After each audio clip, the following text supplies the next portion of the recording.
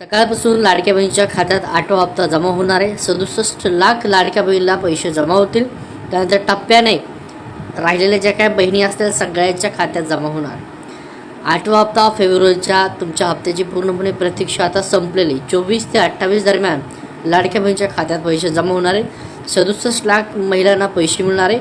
8वा हप्ता तुम्हाला 1500 रुपये मिळणार आहे की 2100? तर 2100 रुपये नाही मिळणार, 1500 रुपये मिळतील। 3 मार्चपासून अधिवेशन सुरू होणार आहे, अर्थसंकल्प मांडणार आहे आणि त्याच्यानंतर मग एप्रिलपासून तुम्हाला 2100 रुपये मिळतील।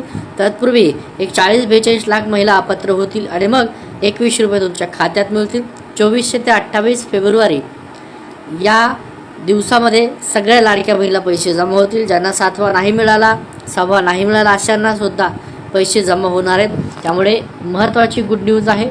आत्ताच राज्याचे मुख्यमंत्री देवेंद्र फडणवीस यांनी सुद्धा सांगितले, राज्याचे दोन्ही उपमुख्यमंत्री यांनी सुद्धा सांगितले, महिला बालकल्याण खात्याच्या मंत्री आदित्य तटकरे यांनी तर सांगितलेलं आहे 24 ते 28 फेब्रुवारीला पात्र, फक्त बघा शब्द महत्त्वाचा आहे, पात्र लाडक्या बहिणीच्या खात्यात पैसे जमा होणार आहेत। तुम्ही जर अपात्र झाला असेल तर तुम्हाला पैसे मिळणार नाही।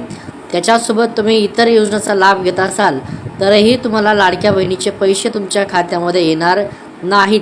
आता 2100 रुपये हप्त्याचा निर्णय तो बजेटमध्ये होणार आहे। 3 मार्चच्या नंतर अर्थसंकल्पीय अधिवेशन असेल, तिथं बजेट मांडलं जाणार आहे आणि मग लाडक्या बहिणीला वर्षभराची तरतूद केली जाणार आहे 2100 रुपयाप्रमाणे।